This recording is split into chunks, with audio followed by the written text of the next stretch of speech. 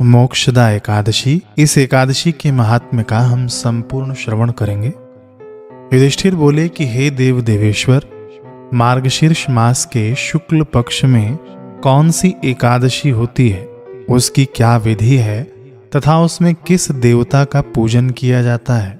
स्वामिन, यह सब यथार्थ रूप से बताइए। श्री कृष्ण ने कहा, नृपश्रेष्ठ, मार्गशीर्ष मास के शुक्ल पक्ष की एकादशी का वर्णन करूंगा, जिसके श्रवण मात्र से वाजपेयी यज्ञ का फल मिलता है।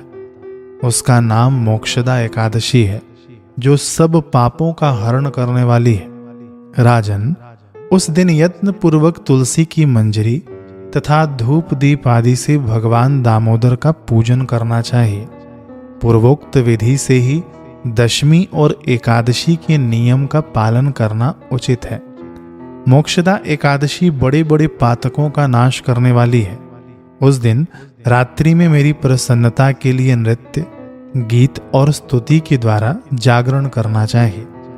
जिसके पितर पापवश नीच योनि में पड़े हों, वे इस एकादशी का व्रत करके इसका पुण्य दान अपने पितरों को करें तो पितर मोक्ष को प्राप्त होते हैं। इसमें तनिक भी संदेह नहीं है।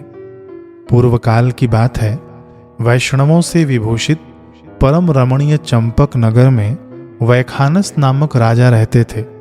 वे अपनी प्रजा का पुत्र की भांति पालन करते थे। इस प्रकार राज्य करते हुए राजा ने एक दिन रात को स्वप्न में अपने पितरों को नीच योनि में पड़ा हुआ देखा। उन सबको इस अवस्था में देखकर राजा के मन में बड़ा विस्मय हुआ और प्रातःकाल ब्राह्मणों से उन्होंने उस स्वप्न का सारा हाल कह सुनाया। राजा बोले, ब्राह्मणों, मैंने अपने पितरों को नरक में गिरा हुआ देखा है। वे बारंबार रोते हुए मुझसे यूं कह रहे थे कि तुम हमारे तनुज हो, इसलिए इस नरक समुद्र से हम लोगों का उद्धार करो। द्विजवरों, इस रूप में मुझे पितरों के दर्शन हुए हैं, इससे मुझे चैन नहीं मिलता। क्या करूं, कहां जाऊं?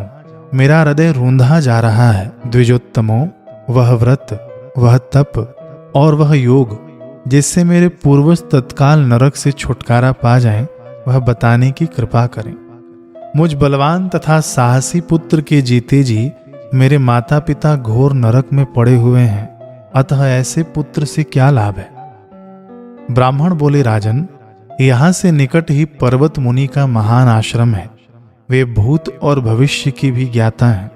नृपश्रेष्ठ, आप उन्हीं के पास चले जाइए। ब्राह्मणों की बात सुनकर महाराज वैखानस शीघ्र ही पर्वत मुनि के आश्रम पर गए और वहां उन मुनि श्रेष्ठ को देखकर उन्होंने दंडवत प्रणाम करके मुनि के चरणों का स्पर्श किया। मुनि ने भी राजा से राज्य के 7 अंगों की कुशलता पूछी।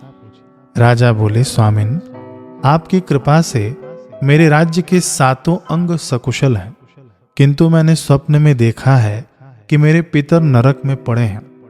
अतः बताइए कि किस पुण्य के प्रभाव से उनका वहां से छुटकारा होगा। राजा की यह बात सुनकर मुनि श्रेष्ठ पर्वत एक मुहूर्त तक ध्यानस्थ रहे। इसके बाद वे राजा से बोले, महाराज, मार्गशीर्ष के शुक्ल पक्ष में जो मोक्षदा नाम की एकादशी होती है, तुम सब लोग उसका व्रत करो और उसका पुण्य पितरों को दे डालो। उस पुण्य के प्रभाव से उनका नरक से उद्धार हो जाएगा। भगवान श्री कृष्ण कहते हैं कि युधिष्ठिर, मुनि की यह बात सुनकर राजा पुनः अपने घर लौट आए। जब उत्तम मार्गशीर्ष मास आया, तब राजा वैखानस ने मुनि के कथनानुसार मोक्षदा एकादशी का व्रत करके उसका पुण्य समस्त पितरों सहित पिता को दे दिया। पुण्य देते ही क्षण भर में आकाश से फूलों की वर्षा होने लगी।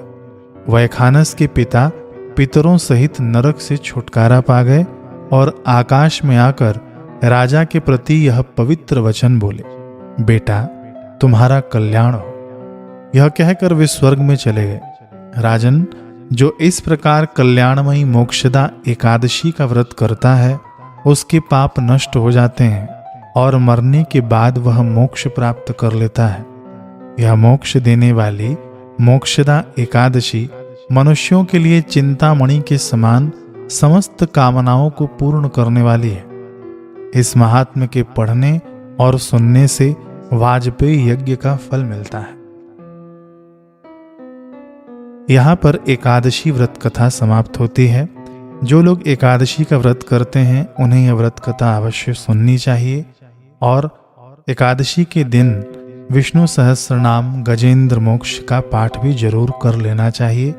इन दोनों पाठों का लिंक मैं अपने डिस्क्रिप्शन में दे रहा हूँ, वहाँ से भी आप सुन सकते हैं। हरे कृष्ण।